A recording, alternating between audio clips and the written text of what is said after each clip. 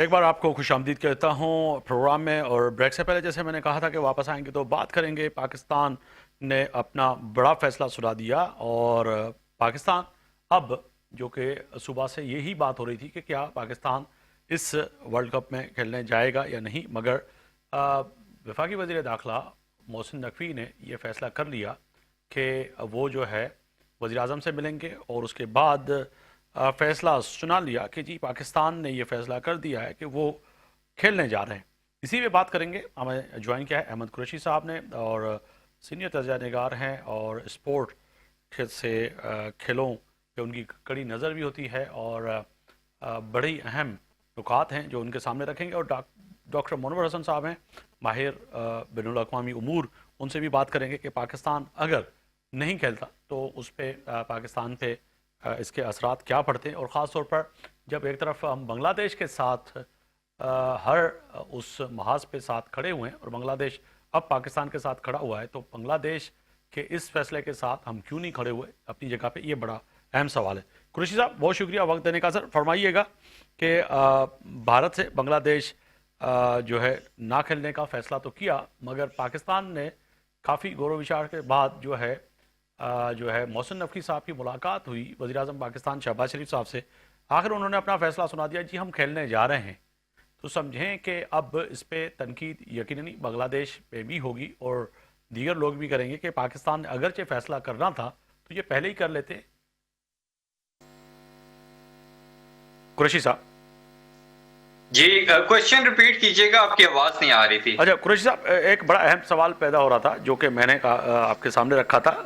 कि बांग्लादेश ने तो ये हतमी और एक बड़ा अहम फैसला कर दिया कि जी वो भारत के साथ नहीं खेलेंगे। और उसके बाद जो है पाकिस्तान ने भी ये कल से हम देख रहे थे कि पाकिस्तान के अंदर यही बहस चल रही थी कि फैसला होगा खेलेंगे नहीं खेलेंगे। बिलाखिर मोहसिन नकवी साहब ने प्राइम मिनिस्टर से मिलकर ये फैसला और ये दवीत सुना दी कि नहीं जी हम तो खेलने जा रहे हैं। देखिए, बांग्लादेश ने तो जो फैसला किया है वो बिल्कुल ठीक किया है। आई थिंक उन्होंने एक गैरतमंद और बिल्कुल एक ऐसी कौम होने का सबूत दिया है कि जिसको अपनी इज्जत से बढ़ के क्रिकेट या कोई आईसीसी टूर्नामेंट नहीं है। और आई थिंक ये पाकिस्तान बांग्लादेश को इस वजह से सेकंड कर रहा है इस सारे सिनेरियो में, क्योंकि आपको याद होगा कि चैंपियंस ट्रॉफी 2025 जिसका होस्ट पाकिस्तान था, जब वो पाकिस्तान में होनी थी तो इंडिया ने उस वक्त सिक्योरिटी कंसर्न्स का बहाना बनाया था और आईसीसी को ये कहा था कि जो इंडिया के मैचेस हैं पाकिस्तान में उनको शिफ्ट किया जाए। हालांकि 2023 में जब इंडिया के साथ इंडिया में वर्ल्ड कप था तो तब ये डिसाइड हुआ था कि पाकिस्तान की टीम 2023 के वर्ल्ड कप के लिए इंडिया जाएगी और फिर इंडिया की टीम 2025 की चैंपियंस ट्रॉफी के लिए आएगी, लेकिन वो अपनी जुबान से हमेशा की तरह फिर गए। और फिर क्योंकि एक आईसीसी ने उस वक्त इंडिया को फैसिलिटेट किया, जो मैचेस पाकिस्तान में होने चाहिए थे वो इंडिया के दुबई शिफ्ट कर दिए गए। इंडिया ने अपने सारे मैचेस दुबई में खेले और उसको जाहिर है एक ही ग्राउंड पे मैचेस खेलने का फायदा भी हुआ। तो कहने का मकसद ये है कि आईसीसी का जो ये दोगलापन है और जो दोगली पॉलिसी है कि जब पाकिस्तान में कोई इवेंट है तो आप इंडिया को उसमें फैसिलिटेट करके उनके मैचेस शिफ्ट कर रहे हैं, लेकिन उसी तरह के सिक्योरिटी कंसर्न्स का जब बांग्लादेश की टीम इजहार करती है तो आप बजाय उनके मैचेस श्रीलंका शिफ्ट करने के आपने उनको ही रिप्लेस कर दिया है। तो आई थिंक इस मामले में जो पाकिस्तान का स्टांस है वो अभी तक तो यही है कि हम किसी भी तरफ जा सकते हैं। जो भी वजीर आजम साहब के साथ 2-3 ऑप्शंस डिस्कस किए हैं उनमें एक तो ये है कि हो सकता है हम काली पट्टियां बांध के अपने सारे मैचेस खेलें, दूसरा ऑप्शन ये है कि शायद हम इंडिया के अगेंस्ट मैच ही ना खेलें, और तीसरा ये है कि शायद हम पूरे के पूरे T20 वर्ल्ड कप से ही बाइकआउट कर लें। सो लेट्स सी कि अभी सिचुएशन किस तरफ जाती है। अभी तक की जो अगर हम सारी सिचुएशन देखें तो उसमें मेरे ख्याल में ये जो सारा मैस क्रिएट हुआ है ये इंडिया ने क्रिएट किया, और जो इंडिया ने पाकिस्तान के लिए घड़ा खोदा था। कुरैशी साहब, मगर कुरैशी साहब ये फरमाइएगा कि इंडियन जो है क्रिकेट बोर्ड इतना असरअंदाज उसका है कि वो आईसीसी समेत जो है तमाम दुनिया के जो क्रिकेट की टीमें हैं, ममालिक हैं, उन पर असरअंदाज होता है। फिर अगर कहा जाए तो कहीं ना कहीं हम दोनों एक दूसरे के हरीफ हैं, पाकिस्तान और इंडिया में जो सूरत हाल है, चाहे वो बांग्लादेश की टीम के लिए हो, हमारे लिए हो, वहाँ के इंतहा पसंद वाज़े तौर पर जो है नेशनल मीडिया पे आकर धमकियाँ देते हैं और कहते हैं कि पाकिस्तानियों के साथ क्या करेंगे। मगर उसके हट के भी बात करें जो कि पाकिस्तानी निजात जो दीगर ममालिक के टीमों में अगर वो लोग हैं, खिलाड़ी हैं, उनको तक वीज़ा देने से इनकारी, तो फिर ये आईसीसी को और जो है आलमी दुनिया को ये क्यों नहीं पता चलता कि हिंदुस्तान एक इंतहा पसंद है, इंतहा पसंद सोच रखने वाला है, वो खेल को भी जंग के हिसाब से लेकर आगे बढ़ता है। सर, आप आईसीसी का दोगला म्यार और दोगली पॉलिसी बल्कि बशर्मी देखें कि जब ये सारा इंसिडेंट हुआ कि मुस्तफिजुर रहमान को आईपीएल से हटाया गया और उसके बाद बांग्लादेश ने ये स्टैंड लिया कि हमारा अगर मुस्तफिजुर रहमान की सिक्योरिटी का कंसर्न है इंडिया में इतना ज्यादा कि आपने उसको रिलीज कर दिया आईपीएल में पिक करके, तो फिर बाकी प्लेयर्स की भी सिक्योरिटी का हमारा जो कंसर्न है वो वाजिब है, तो हमारे मैचेस को शिफ्ट किया जाए। लेकिन उल्टा आईसीसी बीसीबी जो कि बांग्लादेश क्रिकेट बोर्ड है उसको ये इंस्ट्रक्शंस दे रही थी कि आप ऐसा करें, कोशिश कर रहे हैं कि एक तो मुस्तफिजुर रहमान ना हो टीम में और दूसरा कोई मुस्लिम प्लेयर टीम में ना हो, और आप बेशक फिर आके इंडिया में अपने मैचेस खेल लें। तो आप अंदाजा लगाएं कि एक आईसीसी जो जो अपने आप को एक न्यूट्रल गवर्निंग बॉडी कहती है, वो कितनी ढिठाई और बेशर्मी से एक टीम को डिक्टेट कर रही है कि आपकी टीम में कोई मुसलमान प्लेयर ना हो, फिर भी आपको अपने मैचेस इंडिया में ही खेलने पड़ेंगे। तो आई थिंक ये जो आप बात कर रहे हैं एक्रेडिटेशन की, ये भी जो आईसीसी का इवेंट है तो बेसिकली ये एक्रेडिटेशन सारी देता है आईसीसी। बेशक इंडिया होस्ट हो, इंडिया का इस एक्रेडिटेशन से कोई लेना देना नहीं है, लेकिन आईसीसी भी अगर एक्रेडिटेशन नहीं दे रहा तो इट मींस कि आईसीसी एक असिस्टेंट के तौर पे ऑपरेट कर रहा है बीसीसीआई के, जो कि आई थिंक बड़ा शर्मनाक है। साहब साथ ही रहेगा, मैं डॉक्टर मनोहर हसन साहब को शामिल गुफ्तगू कर लूँ। बहुत शुक्रिया डॉक्टर साहब वक्त देने का। फरमाइएगा सर, एक बहुत बड़ा मसला जो कि आज कहीं ना कहीं फैसला होता हुआ नज़र आ रहा है कि वज़ीर-ए-आज़म पाकिस्तान के साथ वज़ीर दाखिला और पाकिस्तान के अहम हमारे बोर्ड के जो है सरबराह यानी कि मोहसिन नकवी साहब ने ये नवीद फैसला सुना दिया कि पाकिस्तान खेलने जा रहा है, मगर उसके साथ साथ बांग्लादेश ने एक अपने उस मौक़िफ़ पे डटा हुआ है और वो कह रहा है कि जी नहीं खेलेंगे। अच्छा, कोशिश करें दोबारा जो है डॉक्टर साहब आ जाएं तो उनके सामने सवाल रखेंगे। मतलब इसके साथ साथ ये भी तो पता होना चाहिए आईसीसी में जो बैठे हुए वो लोग हैं कि हमारे पाकिस्तान के, बांग्लादेश के और दुनिया में जो मुसलमान ममालिक हैं और जो खिलाड़ी हैं उनके जज्बात भी हमारे सामने हैं। मगर बहैसियत